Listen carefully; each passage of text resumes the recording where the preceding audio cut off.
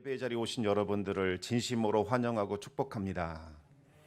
네, 우리 청담교회는 은혜가 샘솟는 교회, 부흥이 시작되는 교회입니다. 우리 하나님의 위로와 평강이 여러분과 또 여러분의 가정에 함께 하시기 바랍니다.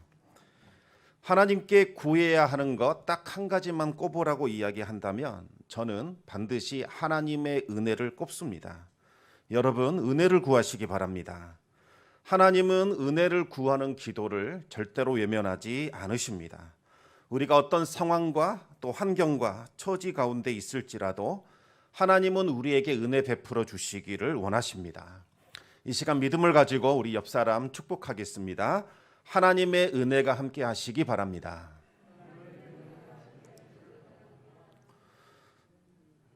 네, 하박국 선지자는 이제 유다의 왕국이 하나님을 떠나 패역한 삶을 사는 것을 보고서 정말 많이 근심을 했습니다. 이제 하나님의 형벌과 또 진노가 임박했다는 것을 알았기 때문입니다. 하박국의 예상대로 하나님은 무자비하고 포악한 바벨론 제국을 통해서 이 패역한 유다를 벌하실 것이라는 심판의 메시지를 주셨습니다. 심판의 메시지를 들은 하박국은 온몸이 떨리고 뼈들이 서로 부딪히는 아주 극심한 공포와 두려움을 느꼈습니다.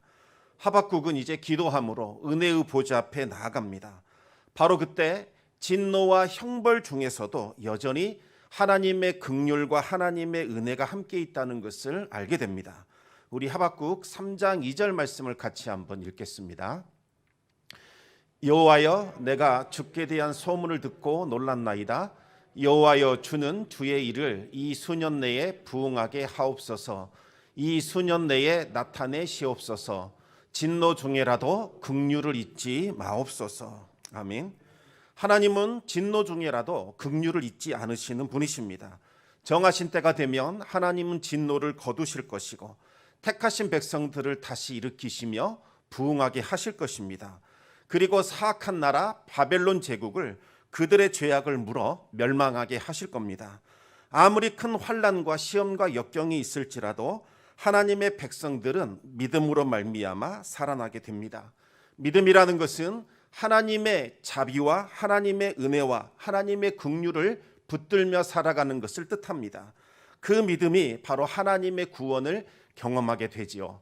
하박국 2장 4절 말씀을 우리 같이 한번 읽겠습니다.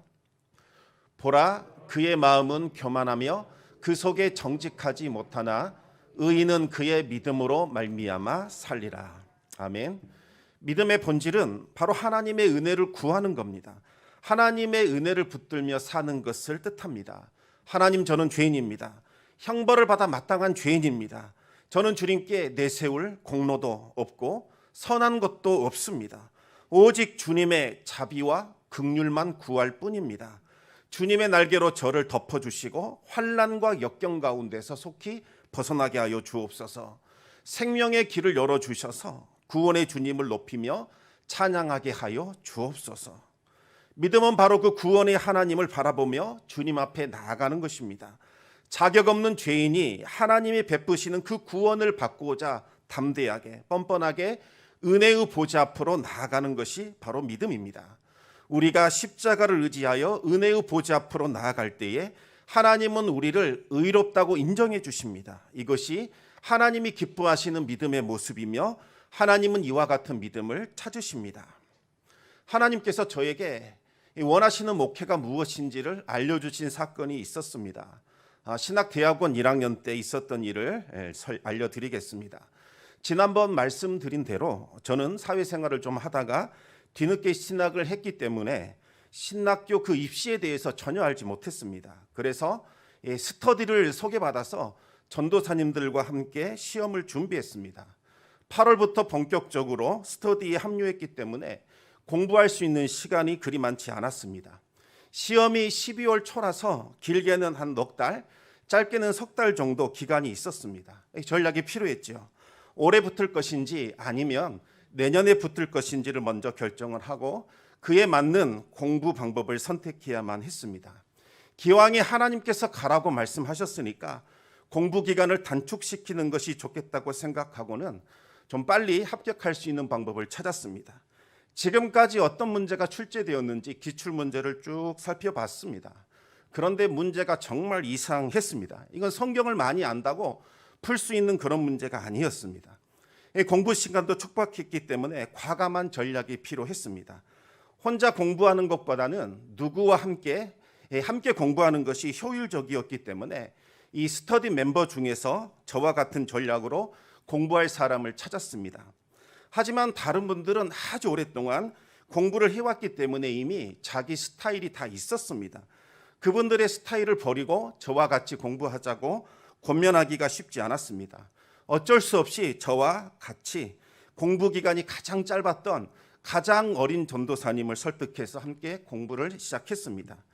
그 해에 시험을 쳤는데 오랫동안 준비하셨던 다른 전도사님들은 다 합격하지 못했고 저와 함께 공부했던 그 전도사님만 합격을 했습니다. 그래서 그 해에는 저와 그 전도사님 두 사람만 신학교를 다녔습니다. 그 전도사님 입장에서는 저를 만난 것이 하나님의 은혜였던 것 같습니다. 그래서 만나는 사람들마다 제 이야기를 하고 다녔습니다. 하나님께서 나에게 은혜를 주셔서 우리 형님을 만나게 되었다. 그리고 그 형님 덕분에 아주 빨리 합격할 수 있었다. 그러면서 처음 보는 사람들에게 저를 자꾸 소개했습니다. 처음에는 그럴 수 있겠다 이렇게 생각을 했습니다. 그런데 계속해서 듣다 보니 귀에 거슬렸습니다. 지금까지 자기는 살아오면서 늘 이와 같은 은혜가 있었다는 거지요. 하나님의 은혜로 늘 분에 넘치는 풍성한 삶을 살았고 또 앞으로도 하나님께서 이런 은혜를 주실 것이라고 자기는 믿는다 이렇게 대답을 하는 겁니다. 그런데 마치 저에게는 그 말이 애써 노력하지 않아도 기대 이상의 것을 받을 수 있다. 이와 같은 말처럼 들려왔습니다. 그 순간 불쾌해지면서 마음에 거부감이 생겼습니다. 중학교 시절에 있었던 일들이 떠올랐기 때문이죠.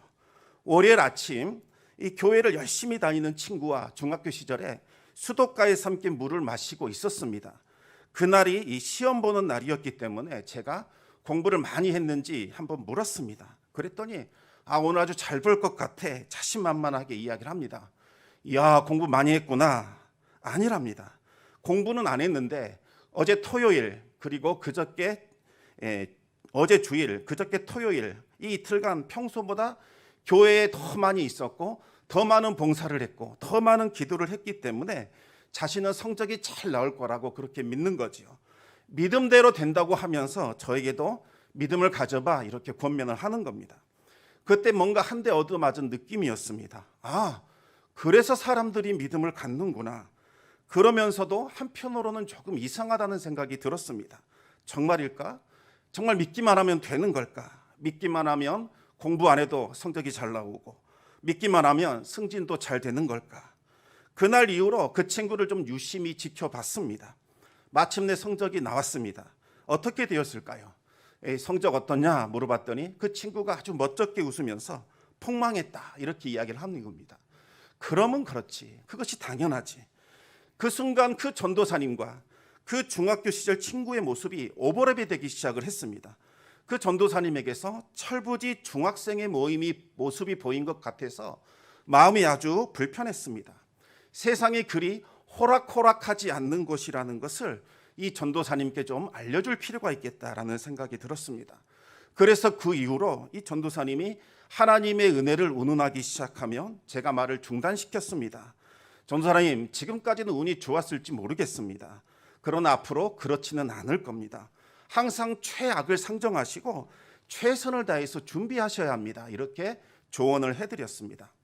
그런데 그 말이 그다지 마음에 들지 않았나 봅니다. 제가 조언을 할 때마다 듣는 둥 마는 둥이었습니다. 아니 전도사님 앞으로 어떻게 하시려고 저럴까? 제 동생 같아서 걱정하는 마음이 많이 생겼습니다. 그러던 중에 이제 군 문제가 불거졌습니다. 당시 전도사님의 나이가 26살이었는데 아직 군 문제를 해결하지 않은 상태였습니다. 그런데 이 전도사님 하시는 말씀이 그것도 하나님께서 해결해 주실 것이다. 막연하게 기대하고 있었습니다. 얼마나 지켜보는 사람이 속이 터집니까? 늦은 나이에 병사로 가게 되면 얼마나 힘든지 아느냐 겁을 주면서 빨리 가라고 재촉을 했습니다. 그랬더니 느닷없이 자기는 장교로 가겠다는 겁니다. 가겠다고 하면 그냥 가는 줄로 아는 것 같아서 많이 황당했습니다. 장교로 가려면 지금부터 서둘러야 됩니다. 이렇게 말을 해줬더니 알아보니까 이미 장교 지원은 다 마감이 되었고 딱 하나 공군 장교만 남아 있었습니다. 그래서 어쩔 수 없이 공군 장교에 지원을 하게 됩니다. 그런데 장교 시험까지 이제 한 달 채 남지 않았기 때문에 제대로 된 준비를 할 수가 없었습니다. 시험 문제를 풀어봤더니 본인도 아이고 안 되겠다 체념하면서 이 상황을 받아들였습니다. 전도사님 그래도 최선을 다하십시오. 격려를 해줬지만 아유 이제는 요행을 바라는 그 생각은 고쳐지겠구나. 좋은 교훈이 되겠구나. 내심 그렇게 기대를 했습니다. 그런데 발표를 앞두고 초조하기에 제가 이 발표 날짜를 맞춰서 지리산으로 2박 3일 여행을 떠났습니다. 이제는 마음을 비우고 훈련도 하면서 군입대를 준비하라는 의도였습니다. 그런데 자꾸 미련을 버리지 못하고 산에서도 자꾸 휴대폰을 꺼내서 발표를 기다리고 있었습니다. 전도사님, 붙을 수 있는 확률은 0.00001%도 안 될 겁니다. 떨어질 확률이 99.99999%입니다. 마음을 비우십시오. 그렇게 말했는데도 계속해서 휴대폰으로 합격을 확인하는 겁니다. 그런데 갑자기 전화를 받더니 뛸 듯이 기뻐합니다. 합격을 했답니다. 너무나 황당했습니다. 그럴 리가 없다. 다시 한번 확인해 봐라. 자신도 믿기지 않아서 3번이나 확인을 했답니다. 혹시 사병으로 지원한 것 아니냐? 공군 장교 맞답니다. 분명히 시험 봤느냐? 시험도 봤답니다. 시험 잘 봤느냐? 못 봤답니다. 수학하고 과학은 풀지를 못해서 다 찍었답니다. 자신도 시험에 붙어서 이상하답니다. 결국 그 친구는 공군 장교로 군복무를 하게 되었습니다. 서울대 선배들도 이 공군 장교 시험에 떨어지는 것을 여러 차례 봤기 때문에 충격을 받았습니다. 하나님, 이것은 정당하지 않습니다. 하나님 공평하지 않습니다. 이렇게 되면 누가 땀 흘리고 수고하겠습니다. 다들 요행만 바라지 않겠습니까? 어떻게 이것이 하나님의 공의로운 통치가 될 수 있겠습니까? 제 마음에 시험이 들어서 오랫동안 그 문제를 가지고 하나님 앞에 씨름하며 기도를 했습니다. 그러던 중에 하나님께서 이런 응답을 주셨습니다. 나는 내 사랑하는 자에게 은혜 베풀기를 원한다. 내가 내 아들에게 은혜를 베풀었는데 왜 네가 그것을 가지고 문제를 삼으며 왜 그것을 가지고 불쾌하게 여기느냐? 너는 왜 나에게 은혜를 구하지 않느냐? 너는 왜 네 생각과 네 노력과 네가 수고한 모든 것으로만 거두려고 하느냐? 나도 너에게 은혜를 베풀기를 원한다. 이제부터는 너도 은혜를 구하라. 나도 너에게 은혜를 베풀 것이다. 그 말씀을 듣고 충격을 받았습니다. 그날 이후로 목회가 무엇인지, 목회는 어떻게 해야 되는 것인지 방향이 바뀌었습니다. 아, 사람은 자기 잘난 맛에 사는 게 아니구나. 하나님의 은혜로 살아가는구나. 은혜가 있어야 사는구나. 다 끊어져 버리고 다 사라져도 하나님의 은혜만 있으면 살아날 수 있구나. 성도들이 은혜 가운데 머물 수 있도록 도와주는 것, 그것이 내가 감당해야 될 목회구나. 여러분 한번 생각해 보시기 바랍니다. 지난날 모든 것 다 하나님의 은혜였고 하나님의 선물이었습니다. 우리는 하나님이 베푸시는 그 은혜를 먹고 마시며 지금까지 살아온 겁니다. 우리의 생명도 우리의 건강도 우리의 지혜와 소유도 모두 다 하나님께서 우리에게 값없이 주신 겁니다. 하나님의 은혜로 여기까지 우리가 살아왔습니다. 저는 하나님께서 우리 성도님들에게 은혜를 베푸셔서 어떻게 우리 성도님과 그 가정과 자녀들과 사업장과 일터가 살아나고 고침받고 회복되는지를 보고 싶습니다. 하나님께서 어떻게 우리 교회에 은혜를 베푸셔서 이 교회가 살아나고 회복되고 고침받는지를 보고 싶습니다. 이것이 제가 목회를 하는 이유입니다. 신방을 한번 다녀오면 극심한 무기력감에 빠질 때가 가끔씩 있습니다. 도저히 해답이 나오지 않는, 방법이 없는 가정들이 있습니다. 기가 막혀서 할 말이 없습니다. 온 힘을 다해서 기도하고 축복해 주고 오지만 너무나 막막해서 마음이 무거울 때가 있습니다. 그럴 때마다 하나님께 호소를 합니다. 하나님, 제가 할 수 있는 일이 아무것도 없었습니다. 왜 저를 보내셨습니까? 제게 능력을 주시던가 은사를 주시던가 뭔가를 할 수 있도록 해주셔야 하지 않겠습니까? 그럴 때마다 하나님께서 저에게 주신 대답은 동일합니다. 네가 하는 것 아니야. 네가 할 일은 은혜를 구하며 그 가정을 축복하는 것이다. 그러면 내가 일할 것이다. 내가 그 가정 가운데 은혜를 베풀 것이다.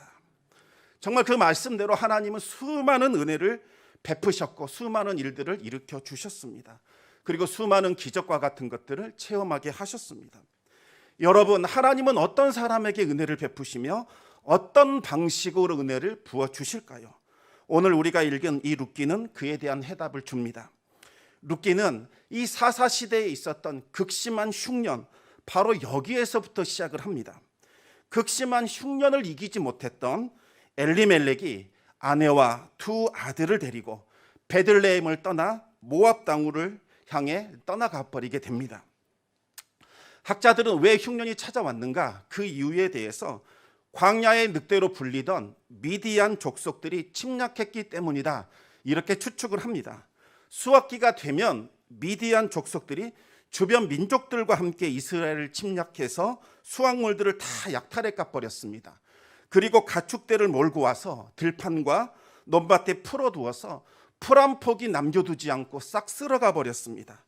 백성들은 이와 같은 미디안 족속을 피해서 산속으로 들어가 풀뿌리와 나무 껍질로 배를 채우며 굶주린 삶을 살아야 했습니다. 당시 엘리멜렉은 베들레헴에서 상당한 재력을 소유했던 지도자였습니다. 지도자라면 마땅히 재물을 풀어서 가난하고 굶주린 자들을 살려야 했지만 지금 당장 눈앞에 있는 이 어려움을 피하고자 감당해야 할 그 사명을 외면해 버렸습니다. 그는 재산을 있는 대로 다 긁어 모아서 모압 땅으로 피해 버렸습니다. 지도자로서 해야 할 그 무책임한 행동을 한 겁니다. 사사시대는 이와 같은 이기적이고 무책임한 행동이 일상이었던 말 그대로 패역한 시대였습니다. 그런데 그 안전을 찾아 모압으로 들어간 것, 이것이 바로 비극의 시작이 됩니다. 모압으로 간 지 얼마 되지 않아 엘리멜렉은 아내와 두 아들을 넘겨놓고 죽게 됩니다. 이 아내 나오미는 서둘러서 모압 여인을 며느리로 맞이하여 자손을 보존하고자 했습니다. 하지만 두 아들마저도 자녀가 없이 죽었습니다. 생명을 위하여 모압으로 갔는데 대가 완전히 끊어져 버린 멸문이 되는 최악의 상황을 맞이하게 되었습니다. 남편도 죽고 두 아들도 다 죽었습니다. 나오미에게 남은 것은 아무것도 없었습니다. 희망도 소망도 없는 절망과 어둠 그 자체였습니다. 그때 하나님께서 이스라엘을 돌보셨다는 소문이 들려왔습니다. 하나님이 이스라엘의 그 울부짖음을 들으시고 기드온을 사사로 세우셔서 미디안을 다 물리치셨고 이스라엘을 구원하셨다는 소식이 들려온 겁니다. 이제 이스라엘은 마음 놓고 농사를 지을 수 있게 되었고 또 땅은 그들에게 풍성한 양식을 내어 주었습니다. 이 베들레헴이라는 뜻이 떡집이라는 의미인데 하나님의 은혜가 임하자 다시 베들레헴은 먹을 것이 풍성한 그 떡집이 되었습니다. 나오미는 더 이상 모압에 머무를 이유가 없었습니다. 하나님의 은혜가 있는 땅, 바로 이 고향 땅 베들레헴을 향해 떠나게 됩니다. 그러자 이 모압에서 데려온 이 며느리들이 나오미를 따라가겠다고 나섰습니다. 하지만 나오미가 이 며느리들에게 줄 수 있는 것이 아무것도 없었습니다. 나오미에게 다른 아들이 있다면 이 아들을 며느리들에게 주어서 자손을 낳게 하고 기업이라도 물려줄 텐데 아들마저 없으니 그럴 수도 없는 노릇입니다. 따라와 봐야 고생길입니다. 나오미는 며느리들에게 따라오지 말고 각자 살 길을 찾아 친정으로 돌아가라고 권면을 합니다. 이제 젊은이 새로운 삶을 살아보라는 거죠. 한 며느리는 울면서 모압으로 돌아갔지만 다른 며느리 룻은 기어이 시어머니 나오미를 따라오게 됩니다. 나오미를 따라와 봐야 얻을 것도 없고 오히려 비참한 삶을 살게 될 것인데 왜 룻은 나오미를 따라온 걸까요? 우리 함께 룻기 1장 16절과 17절 말씀을 같이 한번 읽겠습니다. 룻이 이르되 내게 어머니를 떠나며 어머니를 따르지 말고 돌아가라 강권하지 마옵소서. 어머니께서 가시는 곳에 나도 가고 어머니께서 머무시는 곳에서 나도 머물겠나이다. 어머니의 백성이 나의 백성이 되고 어머니의 하나님이 나의 하나님이 되시리니 어머니께서 죽으시는 곳에서 나도 죽어 거기 묻힐 것이라. 만일 내가 죽는 일 외에 어머니를 떠나면 여호와께서 내게 벌을 내리시고 더 내리시기를 원하나이다 하는지라. 아멘. 룻이 시어머니를 따라 나선 것은 시어머니 나오미에게 소망을 두었기 때문이 아닙니다. 나오미의 그 상황과 처지만 생각한다면 나오미를 따라가면 안 됩니다. 아무것도 기대할 것이 없기 때문입니다. 평생토록 고생만 하다가 인생을 마치게 될 겁니다. 룻이 소망을 둔 것은 나오미가 아니라 나오미가 믿는 바로 그 하나님이었습니다. 오직 하나님이 주실 은혜를 사모하며 하나님의 은혜가 있는 은혜의 떡집, 바로 그 베들레헴을 향해 나선 겁니다. 유다 지파에 속했던 이 나오미는 하나님의 구원과 이스라엘의 소망에 대해서 알고 있었습니다. 야곱이 눈을 감기 전에 유다 지파에게 했던 예언이 있습니다. 바로 이 유다 지파에서 통치자가 나와서 하나님의 영광을 드러낼 것이요 이스라엘을 세계 만방 위에 높이게 된다는 그와 같은 예언입니다. 나오미는 며느리들에게 우리 유다 가문을 통해서 하나님의 언약이 성취될 것이라며 믿음을 평소에 전수해 줬을 겁니다. 룻은 나오미가 전해준 이 하나님의 구원과 이스라엘의 소망을 마음에 품었습니다. 룻은 눈앞에 있는 이 환경이 중요하지 않았습니다. 오직 하나님만 보였습니다. 룻은 하나님의 언약을 붙들고 은혜가 있는 그 은혜의 자리로 들어오게 된 겁니다. 여러분, 이것이 너무나 중요한 원리입니다. 은혜가 있는 은혜의 자리로 들어가야 우리가 은혜를 받게 되는 거죠. 한번 따라할까요? 은혜의 자리로 가야 은혜를 받는다. 은혜의 자리로 가야 은혜를 받는다. 나오미가 극심한 이 환난을 당한 것은 잠깐 눈앞에 있는 환난을 견디지 못하고 은혜의 자리를 떠나버렸기 때문입니다. 눈에 보이는 환경은 모압이 훨씬 더 좋았습니다. 그곳이 은혜의 자리처럼 보였습니다. 반면에 베들레헴은 떠나야 할 자리처럼 보였습니다. 그곳에서는 은혜가 더 이상 보이지 않았기 때문입니다. 그러나 모압은 하나님의 은혜가 있는 곳이 아닙니다. 베들레헴이 은혜의 자리였습니다. 은혜가 있느냐 없느냐는 상황을 보고 판단하는 것이 아니라 하나님의 관심이, 하나님의 마음이 어디에 있느냐, 그것으로 판단하는 겁니다. 비록 베들레헴이 일시적으로 하나님의 징계를 받아 힘들고 어려운 상황이었지만 하나님의 눈과 마음은 베들레헴에 있었습니다. 은혜의 자리를 벗어난 결과는 너무나도 참혹했습니다. 나오미는 모든 것이 끊어지는 처참한 절망을 경험하게 됩니다. 그러다가 하나님께서 다시 돌아보셨다는 이야기를 듣게 됩니다. 베들레헴에 하나님의 은혜가 다시 부어지고 있다는 소문을 듣게 된 겁니다. 나오미는 즉시 하나님의 은혜를 찾아 베들레헴으로 들어오게 됩니다. 나오미가 은혜의 자리로 들어온 바로 그 순간부터 하나님의 은혜가 다시 시작이 되었습니다. 그러면 어떻게 하나님의 은혜가 부어지는 걸까요? 우리 함께 룻기 2장 3절 말씀을 같이 한번 읽겠습니다. 룻이 가서 베는 자를 따라 밭에서 이삭을 줍는데 우연히 엘리멜렉의 친족 보아스에게 속한 밭에 이르렀더라. 아멘. 여기서 이 우연이라는 단어가 너무나 중요합니다. 지금 나오미가 은혜를 찾아 베들레헴으로 왔지만 눈에 보이는 상황은 조금도 나아지지 않았습니다. 오히려 풍족하게 떠났던 나오미가 이제는 비참한 신세가 되어 돌아왔다는 그와 같은 소문만 무성했습니다. 평생 풍족하게만 살아왔던 나오미는 이 궁핍한 상황에서 무엇을 해야 할지 전혀 알지 못했습니다. 그러자 이 며느리 룻이 시어머니에게 간청을 합니다. 지금 보리 추수가 시작되고 있으니 제가 밭으로 가겠습니다. 누구에게 은혜를 입으면 그 사람을 따라서 이삭을 줍겠습니다. 이렇게 말하는 겁니다. 남의 밭에서 이삭을 줍는다는 것은 그 사회에서 가장 밑바닥에 있는 사람들이 하는 아주 비천한 일입니다. 구걸하는 것과 다름이 없었기 때문에 멸시와 천대를 받았습니다. 더군다나 이방 여인, 그것도 아주 젊은 여인이 이곳에서 이삭을 줍는다면 수많은 사람들에게 수치와 비난과 희롱을 받을 것이 뻔합니다. 지금까지 사람을 부리면서 살아왔던 나오미의 입장에서는 정말 부끄럽고 창피한 일이 될 겁니다. 또 며느리에게 너무나 미안해서 얼굴을 둘 수 없는 이러한 상황입니다. 그러나 그것 말고는 달리 할 수 있는 일이 없었습니다. 나오미는 어쩔 수 없이 룻의 요청을 수락하게 됩니다. 그런데 2절에서 아주 중요한 단어가 나옵니다. 우리 룻기 2장 2절 말씀을 읽어보겠습니다. 모압 여인 룻이 나오미에게 이르되 원하건대 내가 밭으로 가서 내가 누구에게 은혜를 입으면 그를 따라서 이삭을 줍겠나이다 하니 나오미가 그에게 이르되 내 따라 갈지어다 하매. 여기서 주목해야 될 단어가 바로 은혜입니다. 룻은 누구에게든지 제가 은혜를 입는다면 그 사람을 따라가서 이삭을 줍겠습니다라고 말했습니다. 룻의 관심은 눈에 보이는 이삭이 아니라 하나님께서 베푸시는 은혜, 누구를 통해서 은혜를 베푸실 것인가, 바로 그 은혜에 집중하고 있었습니다. 룻은 하나님의 은혜를 구하면서 밭에 떨어진 이삭을 주었습니다.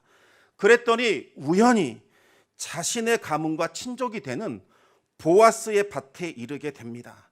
보아스는 하나님의 법에 따라 가난한 사람들과 다른 나라에서 온 이 이방인들을 배려하는 신실한 믿음의 사람이었습니다.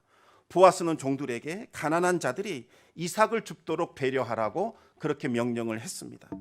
그런데 여러분, 이 룻이 보아스의 밭으로 간 것이 과연 우연이었을까요?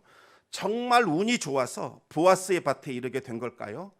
우연이라는 이 단어는 말 그대로 우연이라는 뜻도 있지만 바라고 소망하는 일이 일어난다라는 뜻도 있습니다.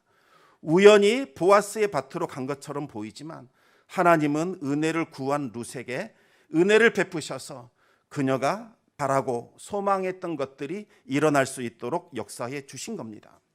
여러분, 우리 인생에서 크고 중요한 일들은 사실 보면 사소하게 보이는 우연한 일들을 통해서 이루어진다는 것을 기억하시기 바랍니다. 우리 인생은 우리가 계획하고 노력한 대로 이루어진 것이 아니라 우연한 만남과 사건들을 통해 이루어집니다.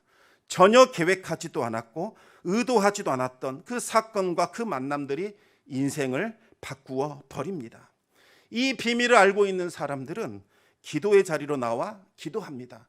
기도의 위력을 실감합니다. 여러분 반드시 만남의 복을 위해서 기도하시기 바랍니다. 하나님께서 우리 자녀들의 인생을 바꾸는 것 어렵지 않습니다. 우리는 자녀들을 정말 힘들고 어렵게 키웁니다.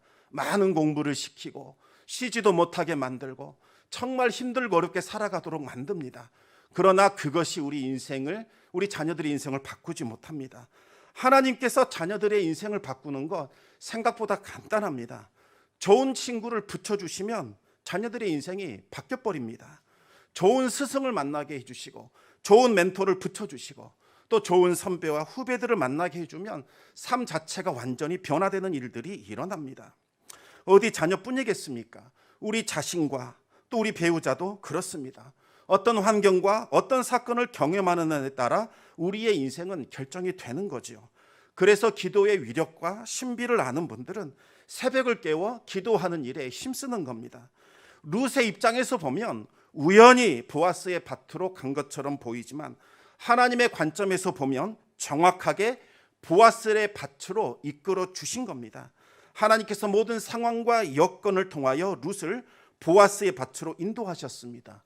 룻이 보아스의 밭으로 간 것은 여러 가능성 중에 하나가 일어난 것이 아니라 딱 하나의 가능성, 유일한 가능성이 이루어진 겁니다. 룻은 어찌 되었든지 간에 그곳으로 갈 수밖에 없었고 다른 길로는 갈 수가 없었습니다. 하나님의 은혜를 구하여 찾아온 룻을 위하여 하나님은 보아스와의 만남을 계획하셨습니다. 여러분, 이 보아스가 누구일까요? 보아스는 이방 여인과 아주 깊은 관계가 있는 사람입니다. 여호수아가 여리고 성을 무너뜨렸을 때에 정탐꾼을 숨겨주었던 이방 여인을 기억하실 겁니다. 바로 기생이었던 라합이라는 여인이었습니다. 이 라합은 멸망받아야 할 죄인이었지만 하나님의 은혜에 자신의 모든 것을 걸었습니다. 이 절망의 자리에서 하나님의 은혜를 붙든 여인입니다. 이 여인의 아들이 바로 보아스입니다. 하나님은 그 은혜에 모든 것을 내어 맡긴 라합을 주목하셨습니다. 하나님은 이방 여인 라합에게 유다 지파의 지도자요 정탐꾼인 살몬을 보내주셔서 하나님의 구원 계획을 이루어가는 은혜를 베푸셨습니다. 라합은 살몬과 결혼을 하여 보아스라는 아들을 낳게 됩니다. 보아스는 이방 여인이었던 이 라합을 통하여 하나님께서 믿음을 얼마나 귀하게 여기시는지, 그리고 은혜를 사모하는 신앙은 얼마나 아름답고 보배롭게 여기는지를 잘 알고 있었습니다.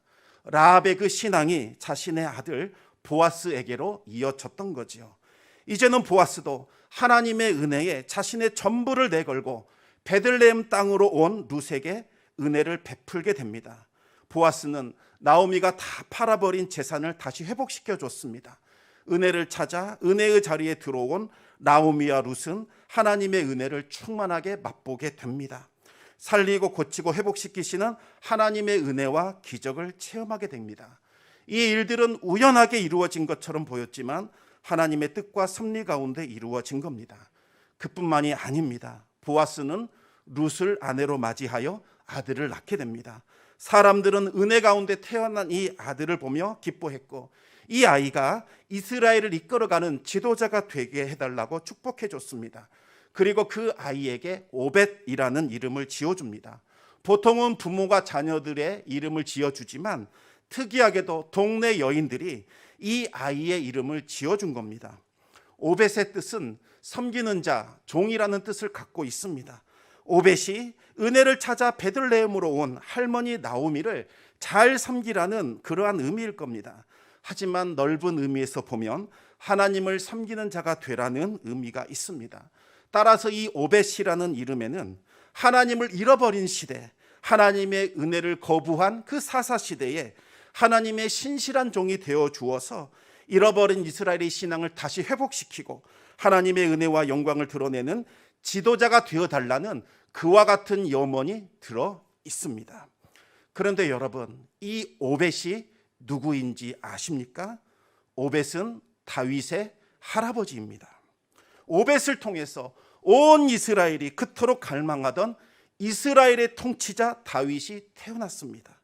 하나님은 이 패역한 사사시대를 끝내고 하나님의 공의로운 통치를 실현할 수 있는 왕을 직접 준비하고 있었습니다. 그런데 하나님이 그 위를 위하여 택한 사람은 나오미와 룻과 같은 실패자, 망한 사람, 아무런 희망도 소망도 없는 그와 같은 사람을 택하셨습니다. 그와 같은 사람들을 통하여 하나님의 일을 이루신 겁니다. 물론 이 말을 오해하시면 안 됩니다. 실패자만 쓰임받는 것이 아닙니다.